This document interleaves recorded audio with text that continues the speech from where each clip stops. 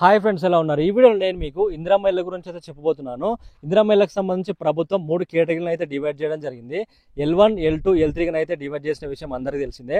అయితే ఈ L2లో ఎవరైతే ఉన్నారో వాళ్ళకి గత ప్రభుత్వ హయాంలో నిర్మించిన ఏవైతే డబుల్ బెడ్రూమ్ ఇల్లు ఉంటాయో వాటిని కేటాయించాలి ప్రభుత్వం అయితే భావిస్తుంది. ఈ వీడియోలో దానికి సంబంధించిన క్లియర్ ఇన్ఫర్మేషన్ అయితే చెప్పబోతున్నాను.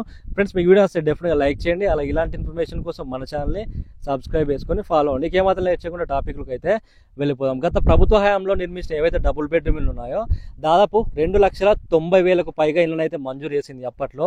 అయితే అందులో 1,38,000 ఇళ్లను మాత్రమే అప్పట్లో అర్హులను గుర్తించి వాళ్ళకైతే కేటాయించడం జరిగింది. ఇంకా 1,50,000 పైగా ఏవైతే ఇళ్ళు ఉంటాయో అవి ఇన్కంప్లీట్ అవ్వకపోవడం, అలాగే ఎవరైతే కాంట్రాక్టర్లు ఉంటారో వాళ్ళకి సరిగ్గా డబ్బులు రాకపోవడం, అలాగే PM ఆవాస్ యోజన నుంచి సెంట్రల్ గవర్నమెంట్ వచ్చే ఫండింగ్ రాకపోవడం వల్ల ఆ ఇళ్ళని అయితే ఇన్కంప్లీట్గానైతే వదిలేయడం జరిగింది. కొన్ని కంప్లీట్గా అవ్వనట్టుగానైతే ఉన్నాయి. మీరు విలేజ్లో చూసుకున్నట్టయితే కొన్ని ఇళ్ళు అయితే మనకు ఇన్కంప్లీట్ అయ్యి కనిపిస్తూ ఉంటాయి. అలా ఉండడం ద్వారా ఏంటంటే ప్రభుత్వం అయితే దానికి సంబంధించిన సర్వేని అయితే నిర్వహించడం జరిగింది. దాదాపు 1,50,000 పైగా ఇళ్ళు ఉన్నాయని తెలిసింది. ఈ 1,50,000 ఇళ్లను పూర్తిగా కంప్లీట్ చేసి ఎవరైతే L2 కేటగిరీలో ఇల్లు లేని వాళ్ళు ఉంటారో వాళ్ళకి పంపించేయాలని అయితే ప్రభుత్వం చూస్తుంది. రీసెంట్గా చూసుకున్నట్టయితే దీనికి సంబంధించిన సర్వే కూడా నిర్వహిస్తున్నారు. ఎవరైతే అధికారులు ఉన్నారో వాళ్ళు ఈ కొల్లూరు ప్రాంతంలో, అలాగే ఈ బీరంగూడ కావచ్చు, రాష్ట్ర వ్యాప్తంగా ఎక్కడైతే డబుల్ బెడ్రూమ్ ఇల్లు ఉన్నాయో కొంతమంది ఇల్లు వచ్చినా కూడా వాటిని రెంట్కి ఇవ్వడం, అలాగే అమ్ముకోవడం లాంటివి చేస్తున్నారనే ఉద్దేశంతో వాళ్ళ నుంచి ఇళ్లను స్వాధీనం చేసుకొని, అలాగే ఎవరైతే అక్రమంగా వచ్చి ఆ ఇళ్లలో నివసిస్తున్నారో పట్ట లేకుండా వాళ్ళని ఖాళీ చేయించడం, అలాగే ఇళ్లను సీజ్ చేయడం లాంటివి అయితే చేస్తుంది. రీసెంట్గా దానికి సంబంధించిన న్యూస్ కూడా మనం చూసుకోవచ్చు, న్యూస్ పేపర్లో కావచ్చు లేకపోతే న్యూస్లో కావచ్చు. అయితే ఈ ఇళ్లను L2 కేటగిరీలో ఎవరైతే ఉన్నారో వీళ్ళకి లక్కీ డ్రా ద్వారా ఇళ్లను ఎంపిక చేసి ఇస్తారా, లేకపోతే బెనిఫిషియరీ లిస్ట్ ఏదైతే ఉంటుందో అర్హుల జాబితాని సిద్ధం చేసి అందులో ఉన్న వాళ్ళకి ఇంటిని పంపిణీ చేస్తారన్న విషయం ఇంకా తెలియాల్సి ఉంది. ఇక ఈ L1 కేటగిరీ చూసుకున్నట్టయితే L1 కేటగిరీలో ఎవరైతే ఖాళీ స్థలం ఉండి ఇంటిని నిర్మించుకోవాలనుకుంటున్నారో వాళ్ళకి ప్రభుత్వం 5 లక్షల రూపాయలు అయితే సాయం చేస్తుంది. ఈ 5 లక్షల రూపాయలు 4 విడతల వారికి అయితే సాయం చేస్తుంది. ఇందులో 4 మోడళ్లను అయితే డిజైన్ చేశారు. 400 చదరపు గజాల నుంచి 600 చదరపు గజాలు. ఈ 4 మోడల్ హౌస్లో మీకు నచ్చిన మోడల్ హౌస్ని అయితే మీరు నిర్మించుకోవచ్చు. లేకపోతే మీకు సొంత ప్లానింగ్ ఉంటే సొంత ప్లానింగ్ ప్రకారం కూడా నిర్మించుకోవచ్చు అని అయితే చెప్పారు. దీనికి సంబంధించి మోడల్ హౌస్ ఏదైతే ఉంటుందో దానికి చీఫ్ మినిస్టర్ రీసెంట్గా శంకుస్థాపన అయితే చేయడం జరిగింది. మండలానికి ఒక మోడల్ హౌస్ని అయితే నిర్మిస్తామని అయితే చెప్తున్నారు. నిర్మించిన తర్వాత నియోజకవర్గానికి 3,000 చొప్పున అయితే మంజూరు చేస్తున్నారు. ఈ ఇండ్లు ఏవైతే ఉంటాయో ఇళ్లను మంజూరు చేసిన తర్వాత విడతల వారికి అయితే ఈ అమౌంట్ అయితే అందిస్తారు. ఈ L1 కేటగిరీ, L2, L3 చూసుకున్నట్టయితే దాదాపుగా 80 లక్షలకు పైగా అప్లికేషన్స్ వచ్చాయన్నట్టుగా అధికారులు అయితే వెల్లడించడం జరిగింది. ఈ 80 లక్షల అప్లికేషన్స్లో L2 కేటగిరీలో ఎవరైతే ఉన్నారో వాళ్ళకి ఇళ్ళను అయితే పంపిణీ చేస్తారు ఉచితంగా, ఎవరైతే నిరుపేదలు ఉంటారో వాళ్ళకి.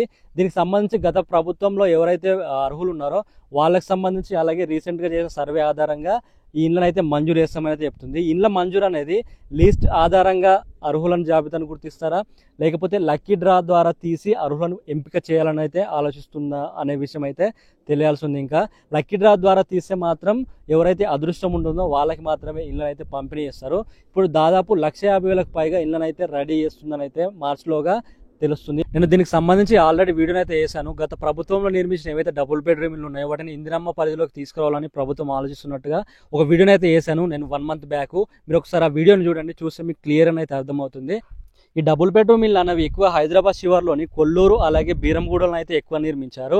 కొల్లూరు ప్రాంతంలో అత్యధికంగా నిర్మించారు. దాదాపు 15,000కు పైగా ఇళ్లనైతే నిర్మించారు. అలాగే హైదరాబాద్ చుట్టుపక్కల చూసుకున్నట్టయితే కొన్ని వేల సంఖ్యలో ఇళ్లను నిర్మించి అప్పట్లో గత ప్రభుత్వం అయితే అర్హులు కేటాయించడం జరిగింది.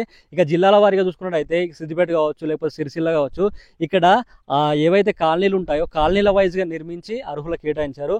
ఇందులో ఖాళీగా ఉన్న ఏవైతే ఇల్లు ఉంటాయో ఆ ఇళ్లను స్వాధీనం చేసుకొని ఎవరైతే L2 కేటగిరీ ఉన్నారో వాళ్ళకి పంపిణీ ప్రభుత్వం చేయాలన్నట్టుగా అయితే ఆలోచిస్తుంది. అప్లికేషన్స్ అయితే కొన్ని లక్షల్లో వచ్చాయి. ఈ లక్షల్లో వచ్చిన అప్లికేషన్స్ను వెరిఫికేషన్ చేసి అందులో అర్హులను గుర్తించాలంటే అది పెద్ద సవాల్తో కూడుకున్న విషయం అని చెప్పుకోవచ్చు. దాదాపు చాలామందికి అయితే L2 కేటగిరీలో ఎవరైతే ఉన్నారో వాళ్ళకి ఇళ్ళు అయితే రావచ్చు అని చెప్పుకోవచ్చు. చూడాలి ఎంతమందికి ఇళ్ళను పంపిణీ చేస్తారనేది. ఎందుకంటే ఈ ఇళ్ళను పంపిణీ అనేది చాలా ఖర్చుతో కూడుకున్న పని కాబట్టి ఎవరైతే అర్హులు ఉన్నారో వాళ్ళకి మాత్రమే ఇళ్ళని అయితే పంపిణీ చేస్తారు. ఇది విడతల వారికి అయితే జరుగుతుందని అయితే చెప్తున్నారు. చూడాలి ఎంతమందికి ఇళ్ళని అయితే పంపిణీ చేస్తారో. వెంటనే అయితే రాదు, దీనికోసం అయితే ఖచ్చితంగా వెయిట్ చేయాలి. ఎందుకంటే గవర్నమెంట్ స్కీమ్స్ అనేవి వెంటనే అందవు. అర్హులు ఎవరైతే ఉంటారో దానికైతే సమయం పడుతుంది. కొంతమందికి అయితే 5 సంవత్సరాల కింద కేటాయించిన లిస్ట్ ప్రకారం రీసెంట్గానైతే వచ్చాయి. అంటే డబుల్ బెడ్రూమ్లు దాదాపు 5 సంవత్సరాల తర్వాత అప్లికేషన్ చేసుకున్న తర్వాత మాత్రమే కేటాయించారు. సో చూడాలి ఎప్పుడైతే ఇండ్లు ఎంతమందికి పంపిణీ చేస్తారో. సో ఇది మొత్తానికి వీడియో అయితే మీకు వీడియో చూస్తాం సార్, డెఫినెట్గా లైక్ చేయండి. అలా ఇలాంటి ఇన్ఫర్మేషన్ కోసం మన ఛానల్ని సబ్స్క్రైబ్ చేసుకొని ఫాలో అవ్వండి. Okay friends, thank you for watching this video.